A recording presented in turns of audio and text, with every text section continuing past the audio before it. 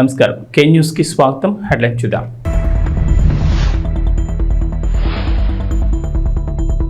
వాడవాడల స్వాతంత్ర దినోత్సవ వేడుకలు, దేశవ్యాప్తంగా మిన్నంటిన సంబరాలు.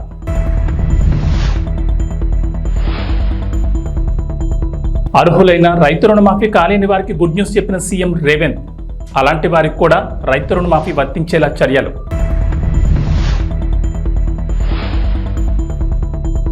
స్వాతంత్ర దినోత్సవ వేడుకల్లో జాతీయ జెండాను ఆవిష్కరించిన ముఖ్యమంత్రి చంద్రబాబు.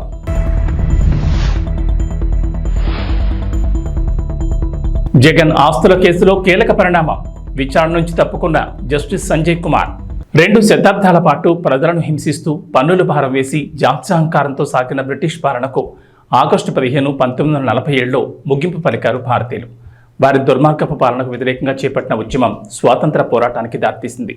1857 తిరుగుబాటుతో ఈ స్వాతంత్ర పోరాటం తీవ్ర రూపం దాల్చింది. ఈ సిపాయిల తిరుగుబాటు బ్రిటిష్ ఈస్ట్ ఇండియా కంపెనీ పునాదులను కదిలించింది.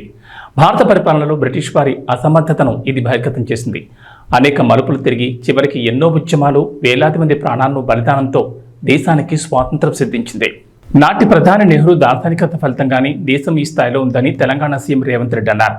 ఆయన ప్రారంభించిన ప్రాజెక్టులను మనం ఇప్పుడు ఆధునిక దేవాలయాలుగా చెప్పుకుంటున్నామన్నారు.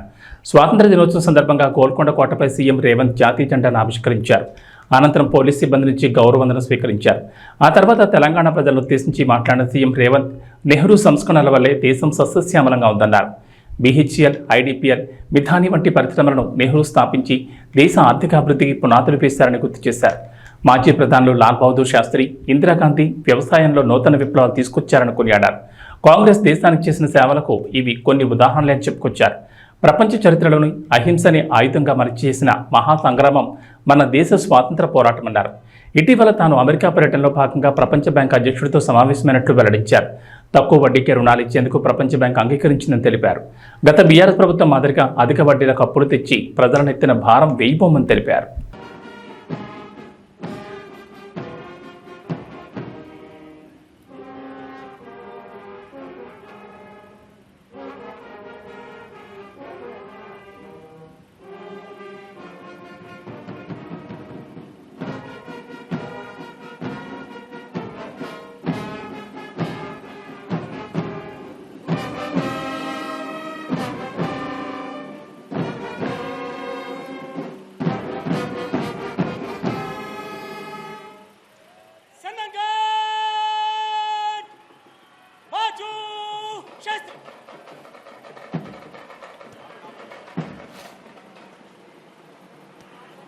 మిత్రులారా, భారతదేశ ప్రజలందరికీ స్వతంత్ర దినోత్సవ శుభాకాంక్షలు. బ్రిటిష్ బానిస సంఖ్యలు తెంచి స్వేచ్ఛావాయువులు పీల్చుకునే ఈరోజు మనందరికీ పర్వదినం. మన దేశ అస్తిత్వాన్ని, ఆత్మగౌరవాన్ని మువ్వన్నెల జెండాగా సగర్వంగా ఎగరేసిన ఈరోజు దేశ చరిత్రలో సువర్ణ అక్షరాలతో లిఖించదగ్గ రోజు. ఈరోజు మనం అనుభవిస్తున్న స్వేచ్ఛ, స్వాతంత్రం ఎందరో మహనీయుల త్యాగ ఫలం, సుదీర్ఘ పోరాట ఫలితం, అనేక ప్రాణ త్యాగాలు, అనేక జీవిత త్యాగాల ఫలితం ఈ స్వాతంత్రం. ఎందరో మహామౌల త్యాగాల వెలకట్టలేని బహుమతి ఈ స్వాతంత్రం. అటువంటి మహనీయులందరికీ శిరస్సు వంచి వినమ్రంగా నమస్కరిస్తున్నాను.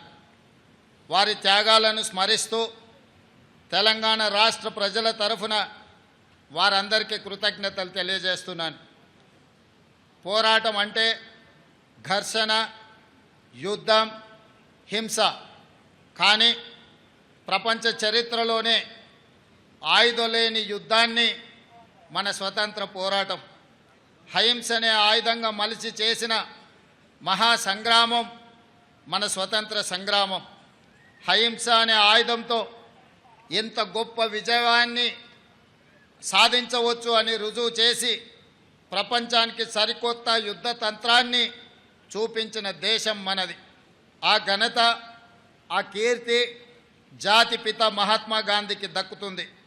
ఈ సందర్భంగా ఆ మహనీయుడి దార్శనికతకు శిరస్సు వంచి నమస్కరిస్తున్నాను. ఈ దేశానికి స్వతంత్రం సాధించడంలో గమ్యం చేరినట్టు కాదు. అప్పుడప్పుడే పురుడు పోసుకున్న ప్రజాస్వామ్య దేశం ఒకవైపు సవలాక్ష సమస్యలు, మరోవైపు దేశ విభజన గాయాలు, ఇంకోవైపు దేశ గుండెలపై సంస్థానాల కుప్పట్లు.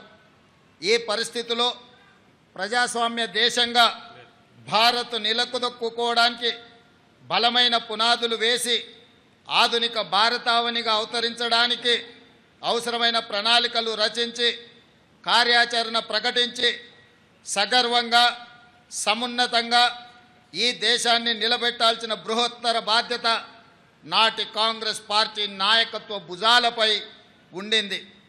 అజాగ్రత్తగా ఉన్న, అలసత్వం వహించిన, రాజనీతి లోపించిన, దూరదృష్టి కొరవడిన నేడు మనం ఉన్న ఈ భారతదేశం ఒక కలగానే మిగిలిపోయేది. శతాబ్దాల దోపిడీ అణిచివేతల తరువాత స్వతంత్రానంతరం 1947లో అధికారం చేపట్టే నాటికి అంతా శూన్యం. చేతులు కాళ్ళు కూడదీసుకొని ఒక్కొక్క వ్యవస్థను ఏర్పాటు చేసుకొని పారదర్శక ప్రజాస్వామ్య పాలన అందించాల్సిన బాధ్యత నాటి నాయకత్వంపై పడింది. తొలి ప్రధాని పండిత్ జవహర్లాల్ నెహ్రూ వంటి గొప్ప మానవత్వవాది దార్శనికుడి కారణంగా భారతదేశం ఈనాడు ఒక వైభవోపేత వైజ్ఞానిక దేశంగా, పారిశ్రామిక శక్తిగా ఎదగగలిగింది అని చెప్పక తప్పదు. కాంగ్రెస్ ఎన్నికల సమయంలో ఇచ్చిన ప్రధాన హామీ 2 లక్షల రైతు రుణమాఫీ. తాము అధికారంలోకి వస్తే 2 లక్షల వరకు రైతులకు రుణమాఫీ చేస్తామని ప్రకటించింది. ఇచ్చిన మాట ప్రకారం ప్రభుత్వం 2 లక్షల రైతు రుణమాఫీకి కట్టుబడింది. ఇప్పటికే 2 విడతల్లో 1.5 లక్షల వరకు రైతు రుణమాఫీ చేసింది. తొలి విడతలో 1 లక్ష వరకు, ఆ తర్వాత 2వ విడతలో 1.5 లక్షల వరకు రైతుల రుణమాఫీలు మాఫీ చేసింది. ఇక 3వ విడత రైతు రుణమాఫీకి ప్రభుత్వం సిద్ధమైంది. రాష్ట్రంలోని రైతులకు నేడు 1.50 లక్షల నుంచి 2 లక్షల వరకు రైతు రుణమాఫీ కానుంది. ఖమ్మం జిల్లా వైరా బహిరంగ సభలో CM Revanth Reddy, deputy CM Bhatti Vikramarka రైతులకు లక్షల వరకు రుణమాఫీ చెక్కులను అందజేయనున్నారు. అనంతరం అన్నదాతల అకౌంట్లలో డబ్బులు జమ అవుతాయి. 3వ విడత మాఫీతో 42 లక్షల మంది రైతులు రుణ విముక్తులవుతారని మంత్రి తుమ్మల వెల్లడించారు. మొత్తం 31,000 కోట్ల రుణమాఫీ చేసిన ఘనత కాంగ్రెస్ ప్రభుత్వానికి దక్కుతుందని చెప్పారు. ప్రభుత్వానికి భారమైన సీఎం రేవంత్ సాహసోపేత నిర్ణయం తీసుకున్నారన్నారు. రైతు రుణమాఫీపై ఇచ్చిన మాట నిలబెట్టుకున్నారన్నారు. ముఖ్యమంత్రిగా ఇచ్చినటువంటి వాగ్దానాన్ని నిలపడం కోసం కష్టమైన, అధిక భారమైన ఏ ప్రభుత్వం తీసుకోలేనటువంటి నిర్ణయం. కాబట్టి రైతుల పండగ, రాష్ట్ర పండగ వీళ్ళు ఎట్లాగూ చేయలేరని చెప్పి భావించారు. చేసేసరికి వాళ్ళకి గొంతుకులో ఎలక్కాయబడింది. ఏం చేయాలో తెలియక వాళ్ళకి రాలేదు, వీళ్ళకి రాలేదు, ఆడికి పోలేదు, ఈడికి పోలేదని ఇంకా పూర్తే కాల. 9 నెలలు అయిందా ఈ ప్రభుత్వం వచ్చి? కాలేదా? మరి కాకుండా బిడ్డ పుట్టాలంటారు వాళ్ళు. మేమేం చేసాం? అయినా సరే ఆ చిల్లర రాజకీయాలు మేము తెచ్చుకోలేదు. ఆ చేతగాని వాగ్దానాలు చేసి రైతులను మోసం చేసినటువంటి పార్టీల యొక్క కార్యక్రమం మాకు అవసరం లేదు. ఆంధ్రప్రదేశ్ ముఖ్యమంత్రి నారా చంద్రబాబు నాయుడు విజయవాడలోని ఇందిరాగాంధీ మున్సిపల్ స్టేడియంలో నిర్వహించిన స్వాతంత్ర దినోత్సవ వేడుకల్లో పాల్గొన్నారు. జాతీయ పతాకాన్ని ఆవిష్కరించి అనంతరం పోలీసుల నుంచి సీఎం గౌరవవందనం స్వీకరించారు. గత ప్రభుత్వం 5 ఏళ్ల పాలనలో దెబ్బతిన్న ఆంధ్రప్రదేశ్ బ్రాండ్ను తిరిగి పొందేందుకు చర్యలు తీసుకుంటామన్నారు. చంద్రబాబు గత 5 ఏళ్లుగా రాష్ట్రంలో ప్రజలు కోల్పోయిన స్వేచ్ఛను అందించేందుకు కట్టుబడున్నామని, ప్రజలకు ఉపయోగపడే విధానాలు రూపొందిస్తున్నామని అన్నారు. గత ప్రభుత్వం నిర్వీర్యం చేసిన శాఖల్ని పునరుద్ధరిస్తున్నామని, సంక్షేమం, అభివృద్ధి 2 కళ్లుగా పాలనకు శ్రీకారం చుట్టామన్నారు. 100 రోజుల ప్రణాళిక టార్గెట్గా అన్ని శాఖల్లో సమీక్షలు చేస్తున్నామన్నారు. ఉమ్మడి రాష్ట్ర విభజనతో ఏర్పడిన నవ్యాంధ్రకు రాజధాని కూడా లేని పరిస్థితిలో పాలన ప్రారంభించామని గుర్తు చేశారు. అలాంటి క్లిష్ట పరిస్థితి నుంచి ప్రభుత్వాన్ని పట్టాలెక్కించామని, తమకున్న అనుభవం, ప్రజల సహకారంతో కొద్ది కాలంలోనే నిలదొక్కుకోగలిగామన్నారు. 2014-19 మధ్య 120కి పైగా సంక్షేమ పథకాలతో ప్రజల జీవన ప్రమాణాలు మెరుగుపరిచామన్నారు. ఆంధ్రప్రదేశ్ ఈజ్ ఆఫ్ డూయింగ్ బిజినెస్లో దేశంలోని మొదటి స్థానంలో నిలిచిందన్నారు. 16 లక్షల కోట్ల పెట్టుబడులకు ఒప్పందాలు చేసుకుని దేశం దృష్టిని ఆకర్షించామన్నారు చంద్రబాబు. పెట్టుబడులకు ఒప్పందాలు చేసుకుని దేశం దృష్టి ఆకర్షించాం. 14-19 కాలంలో రాష్ట్రం అన్ని రంగాల్లో అనూహ్యంగా దూసుకుపోయింది. దేశంలో నాడు ఆంధ్రప్రదేశ్ ఒక పెద్ద బ్రాండ్గా ఆవిష్కృతమైంది. రాజధాని లేని రాష్ట్రం అని బాధపడుతూ కూర్చోలేదు. క్రైసిస్ నుంచి ఆపర్చునిటీ ఎదుర్కొన్నాం. ఆ క్రమంలో రాష్ట్రానికి నడిబొడ్డుగా ఉండే అమరావతి ప్రాంతంలో దేశం గర్వించే రాజధానికి శంకుస్థాపన చేసుకున్నాం. ప్రజల సహకారంతో 34,000 ఎకరాల భూసేకరణ చేసి ప్రపంచం చర్చించుకునే డిజైన్లతో సంపద సృష్టించే రాజధాని నిర్మాణాన్ని మొదలుపెట్టాం. మనది వ్యవసాయ ఆధార రాష్ట్రం. రైతు బాగుంటేనే రాష్ట్రం బాగుంటుందని నేను ఎప్పుడూ నమ్ముతాను. అందుకే సాగునీటి రంగానికి అత్యంత ప్రాధాన్యత ఇచ్చి నాడు 5 ఏళ్లలో 68,000 కోట్ల రూపాయలు ఇరిగేషన్పై ఖర్చు చేశాం. రాష్ట్రానికి జీవనాడి అయిన పోలవరం ప్రాజెక్టుకి అత్యంత ప్రాధాన్యత ఇచ్చాం. ఒక యజ్ఞంలా పోలవరాన్ని నాడు పరుగులు పెట్టించి 73% పనులు పూర్తి చేశాం. తెలుగుదేశం ప్రభుత్వం కొనసాగి ఉంటే ఈ పాటికే పోలవరం పూర్తయి ఆ ఫలాలు రాష్ట్రం ప్రజలు పొందేవాళ్లు.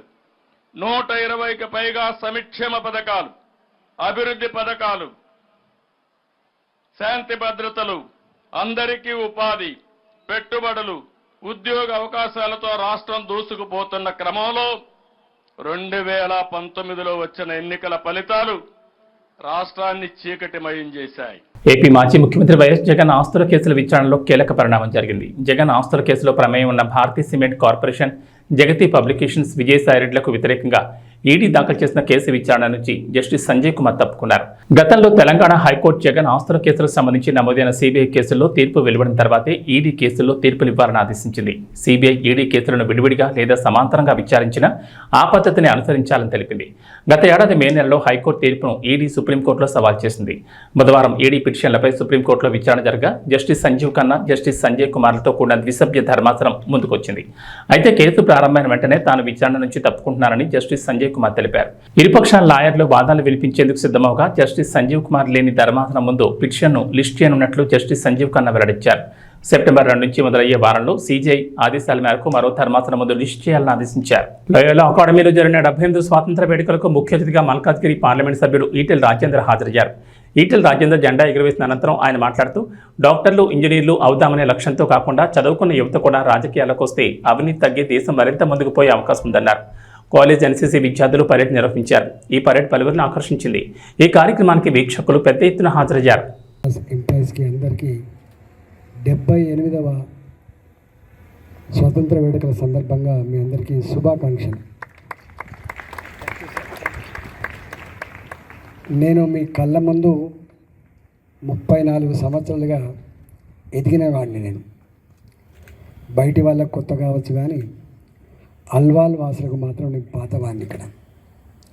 ఇక్కడ ఏమీ లేని నాడు ఈ రోడ్ ఎంబడి ఊకే ప్రయాణం చేస్తూ పోయేవాళ్ళం. కాబట్టి ఈ లయోలా అకాడమీ గురించి, మీ సేవల గురించి నాకు క్షుణ్ణంగా తెలుసు.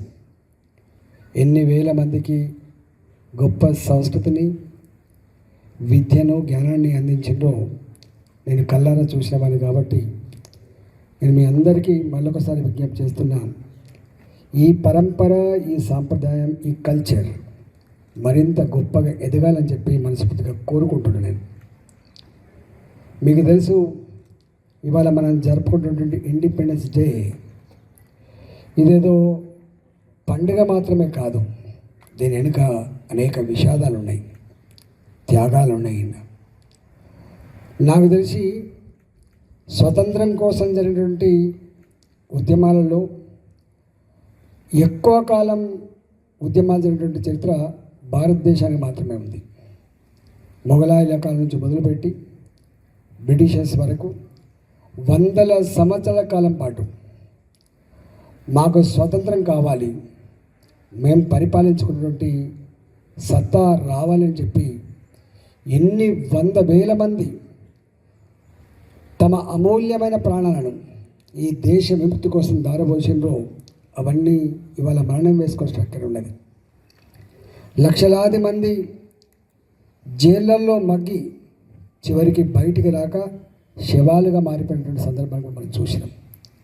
అందువల్ల త్యాగాల పునాదుల మీద ఏర్పడ్డ ఈ భారతదేశ స్వతంత్రం, ఇవాళ మనం అనుభవిస్తున్న స్వేచ్ఛ, మనం అనుభవిస్తున్న స్వతంత్రం, అది అంతమంది త్యాగదనుల పుణ్యం వల్ల అనుభవిస్తున్నది తప్ప ఇదేదో ఊరికే వచ్చింది కాదనే విషయం మనం మర్చిపోవద్దు. గుంటూరు జిల్లా పొన్నూరులో రిటైర్డ్ ఆర్మీ వెల్ఫేర్ అసోసియేషన్ ఏర్పాటు చేసిన 78వ స్వాతంత్ర దినోత్సవ వేడుకల్లో పొన్నూరు ఎమ్మెల్యే ధూళిపాటి నరేంద్ర కుమార్ పాల్గొన్నారు. ఈ సందర్భంగా మాట్లాడుతూ దేశానికి సైనికులకు చేసిన సేవతో పోల్చుకుంటే మేము చేసే సేవ చాలా చిన్నదన్నారు. దేశం కోసం పోరాడిన ఆర్మీ సైనికులు పదవి విరమణ అనంతరం ఆర్మీ కుటుంబాల కోసం అసోసియేషన్ ఏర్పాటు చేసి ఆయా కుటుంబాలకు అండగా నిలవడం అభినందనీయమన్నారు. రిటైర్డ్ సైనికులకు ప్రభుత్వం నుంచి అందాల్సిన సంక్షేమ పథకాలు బెనిఫిట్స్లను ప్రభుత్వంతో మాట్లాడి అవి అందే విధంగా చూస్తానని ఈ సందర్భంగా పట్టణంలోని మున్సిపల్ కార్యాలయం, ఉర్దూ స్కూల్, ఆటో యూనియన్ ఆధ్వర్యంలో చేబ్రోలు మండలంలోని పలు ప్రభుత్వ కార్యాలయాల్లో ఏర్పాటు చేసిన స్వాతంత్ర దినోత్సవ వేడుకల్లో పాల్గొన్నారు.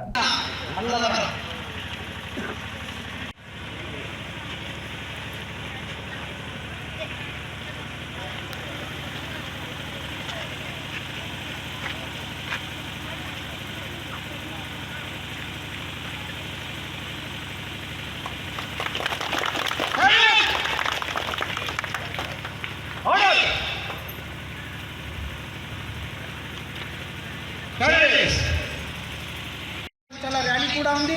అందరూ కూడా మీ అందరిలో పాల్గొనండి. అవకాశం ఇచ్చినందరికీ ధన్యవాదాలు తెలుసుకుంటున్నాం.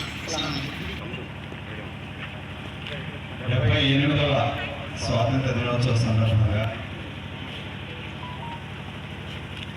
ముఫ్తీ అబ్దుల్లా బేగ్ గారి యొక్క ఆధ్వర్యంలో జమాయత్ ఉలమా పిలుపు మేరకు జాతీయ సమైక్యత ర్యాలీని నిర్వహిస్తా ఉన్న సందర్భంగా దీనిలో పాల్గొన్న ప్రతి ఒక్కరికి పేరు పేరున హృదయపూర్వకమైన శుభాకాంక్షలు. భారతదేశం అంటే విభిన్న మతాలు, కులాలు, సంస్కృతుల మేళవిక మన భారతదేశం. కానీ మన భారతదేశంలో ఉన్న మనందరం కూడా మన కులం ఏదైనా, మతం ఏదైనా, ప్రాంతం ఏదైనా, మనందరం కూడా భారతీయులు అనే స్ఫూర్తిని గుర్తు చేసే విధంగా ఇవాళ ఈ ర్యాలీని నిర్వహిస్తున్నందుకు మనస్ఫూర్తిగా అభినందనలు తెలియజేస్తా ఉన్నా.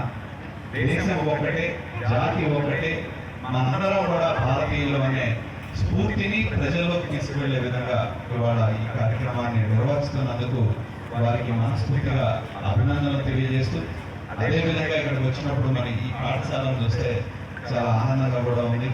వాళ్ళు రెండు ఒక మదర్సా అయినా కూడా అటు అరబిక్తో పాటు ఇంగ్లీష్ కూడా నేర్పించే విధంగా ఇక్కడ పాఠశాలని మదర్సాని నిర్వహిస్తూ ఉన్నారు. చాలా సంతోషం. ఎందుకంటే ఆధునిక సమాజంలో కూడా చదువు అనేది ఎంతో ప్రాధాన్యత నెలకొంటా ఉన్న నేపథ్యం మనం చూస్తూ ఉన్నాం. ఎంతో మందిని మనం చూస్తాం. ఎందుకంటే మరి వాళ్ళ ప్రభుత్వం కూడా మీ అందరికీ తెలుసు, స్కిల్ డెవలప్మెంట్ సెంటర్లకు ప్రాధాన్యత ఇవ్వాలి అనే ఉద్దేశంతో ప్రభుత్వం కూడా ఉంది. ఎందుకంటే మనలో ఉన్న విద్య ద్వారా నైపుణ్యతను పెంపొందిస్తే దానివల్ల ఉపాధి అవకాశాలు పెరిగి దానివల్ల మన కుటుంబాల యొక్క జీవనోపాధి కూడా మెరుగైన జీవితం కూడా మనకు వచ్చే అవకాశం ఉంది. కాబట్టి ఈనాడు ప్రభుత్వం కూడా రాష్ట్ర వ్యాప్తంగా ఈ సెన్సెస్ కూడా, స్కిల్ సెన్సెస్ కూడా ప్రభుత్వం తీసుకుంటా ఉంది. ఎంతోమంది యువత ఇక్కడ ఉన్నారు. తప్పనిసరిగా మరి ప్రభుత్వం యొక్క అందించే కార్యక్రమాలు ఏదైనా ఉంటే మనకి ఇక్కడ మన మదర్సాలు అమలు చేసే అవకాశం ఉంటే మాకు తెలియజేయండి.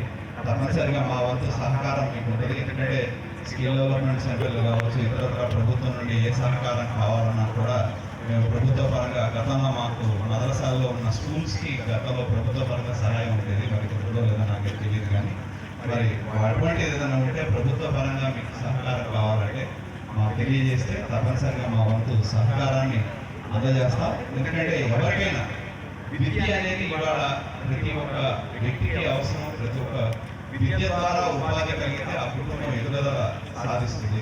ఒక కుటుంబం ఎదిగితే జాతి ఎదుగుతుంది. కాబట్టి దాన్ని దృష్టిలో పెట్టుకొని తప్పనిసరిగా ఒక మంచి స్కూల్ని ఇక్కడ నిర్వహిస్తూ ఉన్నారు. వారికి కావాల్సిన సహాయ సహకారాలు అందిస్తాం. ఈరోజు భారతదేశంలో ఎంతో మంది ఈ స్వాతంత్ర్యం కోసం ప్రాణాలు కోల్పోయారు. దానిలో ఎంతో మంది ఆ కులం లేదు, ఆ మతం లేదు, ప్రతి ఒక్కరు కూడా మనందరిది ఏ కులమైనా ఏ మతమైనా రక్తం ఒకటి, రక్తం ఎరుపు రంగులోనే ఉంటుంది. దానికి కులం లేదు, మతం లేదు. మనందరం కూడా ముందు మనుషుల్లో మనకి మానవీయత అనేది చాలా ముఖ్యం. తోటి వాళ్ళకి సహాయపడటం కానీ, తోటి వాళ్ళకి అవసరమైనప్పుడు మనం అండగా ఉంటామని మనంతా మనుషులు, మానవ కులం మనందరికీ, మన జాతి భారత జాతి ఆ స్ఫూర్తిని ముందుకు తీసుకెళ్లే విధంగా ఈరోజు ఒక సమత ర్యాలీని ఈరోజు నిర్వర్తిస్తున్నందుకు వారికి ప్రత్యేకంగా అభినందనలు తెలియజేస్తూ మా వంతు సహాయ సహకారం ఇప్పుడు మీకు ఉంటుందని చెప్పి ఏ క్షణంలో మా వల్ల మీకు సహకారం కావాలి అంటే తెలియజేయండి. మీతో పాటు మేము ఉంటామని చెప్పి తెలియజేస్తూ సెలవు తీసుకుంటామన్నా. మరొకసారి అందరికీ స్వాతంత్ర దినోత్సవ శుభాకాంక్షలు. జై హింద్. పూరి జగన్నాథ్ లైకర్తో పాతాళంలో పడిపోయారు. అలా పడిపోవడం, ఆకాశమంత ఎత్తుకు ఎదగడం పూరికి కొత్త కాదు. రామ్ పూరి కలిసి చేసిన ఇస్మార్ట్ శంకర్ సినిమాకు సీక్వెల్గా డబుల్ ఇస్మార్ట్ అని తీశారు. ఇస్మార్ట్ శంకర్ అయితే మాస్ ఆడియన్స్కు బాగానే ఎక్కేసింది. మరి ఈ డబుల్ ఇస్మార్ట్ కూడా అలానే హిట్ అవుతుందా? పూరి రామ్కి మళ్ళీ బ్లాక్ బస్టర్ వస్తుందా? నిర్మాతగా చార్మి దస్తు తిరుగుతుందా అన్నది చూద్దాం. ఇక కథ విజయానికి వస్తే బిగ్ బుల్ సంజయ్ దత్ తనకు బ్రెయిన్ ట్యూమర్ ఉండడంతో 3 నెలల్లో చనిపోతానని తెలుసుకుంటాడు. తాను చిరకాలం బతకాలను కోరుకుండడం, బిగ్ గోల్తో బతకాలని అనుకుంటాడు. దీనికోసం తన మెమొరీ ట్రాన్స్ఫర్మేషన్ కోసం ప్రయత్నాలు మొదలు పెడతాడు. ఇస్మార్ట్ శంకర్ రామ్ పోతినేనికి ఆల్రెడీ మెమొరీ ట్రాన్స్ఫర్మేషన్ సక్సెస్ అయిందని, అతనిలో తన మెమొరీస్ చొప్పించాలని ఇస్మార్ట్ శంకర్ రూపంలో తాను మళ్ళీ బతకాలను కోరుకుంటాడు. దీంతో ఇస్మార్ట్ శంకర్ కోసం తన గ్యాంగ్ని దింపుతాడు. ఇస్మార్ట్ శంకర్ సైతం బిగ్ బుల్ మనీని కొల్లగొడుతుంటారు. ఈ క్రమంలో జన్నత్ కావ్య తాపర్ కూడా ఇస్మార్ట్ శంకర్తో చేతులు కలుపుతుంది. ఇస్మార్ట్ శంకర్ సైతం తన టార్గెట్ బిగ్ బుల్ అని చెప్తూ ఉంటాడు. ఇస్మార్ట్ శంకర్కి మెమొరీ ట్రాన్స్ఫర్మేషన్ చేసేందుకు బిగ్ బుల్ చేసిన ప్రయత్నాలేంటి, ఆ ట్రాన్స్ఫర్మేషన్ జరిగిన తర్వాత ఏర్పడిన పరిణామాలేంటి, బిగ్ బుల్ని పట్టుకునేందుకు రా ఏం చేసింది, ఈ కథలో జన్నత్ పాత్ర ఏంటి, పోచమ్మ క్యారెక్టర్కు ఉన్న ఇంపార్టెన్స్ ఏంటి, చివరికి ఏం జరుగుతుందా అన్నది తెరపై చూడాల్సిందే. ఇక వాతావరణ విషయానికి వస్తే తెలంగాణకు హైదరాబాద్ వాతావరణ కేంద్ర అధికారులు రైన్ అలర్ట్ జారీ చేశారు. రాష్ట్రంలో ఇవాళ కూడా భారీ వర్షాలకు ఛాన్స్ ఉందని చెప్పారు. ఉరుములు మెరుపులతో పాటుగా గంటకు 30 నుంచి 40 కిలోమీటర్ల వేగంతో బలమైన ఈదురుగాలులు వీచే అవకాశం ఉందని వెల్లడించారు. ప్రధానంగా హైదరాబాద్, రంగారెడ్డి, సంగారెడ్డి, కరీంనగర్, రాజన్న సిరిసిల్ల, సిద్దిపేట, వికారాబాద్, మేడ్చల్, మల్కాజ్గిరి, యాదాద్రి భువనగిరి, సూర్యాపేట జిల్లాల్లో వర్షాలు పడతాయని వాతావరణ శాఖ తెలిపింది. ఈ మేరకు ఆయా జిల్లాలకు ఎల్లో అలర్ట్ జారీ చేశారు. ప్రస్తుతం దేశవ్యాప్తంగా రుతుపవనాలు చాలా యాక్టివ్గా ఉన్నాయి. దీంతో పలు రాష్ట్రాల్లో భారీ నుంచి అతి భారీ వర్షాలు కురుస్తున్నాయి. రుతుపవన ద్రోణి ప్రభావం వల్ల మరో 2 రోజుల పాటు తెలుగు రాష్ట్రాల్లో వర్షాలు కురిసే అవకాశం ఉందని భారత వాతావరణ శాఖ తెలిపింది. తెలుగు రాష్ట్రాల్లో గత నెల రోజులుగా కురుస్తున్న భారీ వర్షాల వల్ల ప్రజలు తీవ్ర ఆందోళనకు గురవుతున్నారు. తెలంగాణలోని వాకులు, వంకలు పొంగి పొర్లుతున్నాయి. జలాశయాలు, ప్రాజెక్టులు నిండుకుండలా మారాయి. దాదాపు 2 ఏళ్ల తర్వాత శ్రీశైలం, నాగార్జున సాగర్ ప్రాజెక్టు గేట్లను పైకెత్తి నీటిని కిందికి విడుదల చేశారు. ఏబీ బులెటిన్ విశేషాలు. నమస్కారం.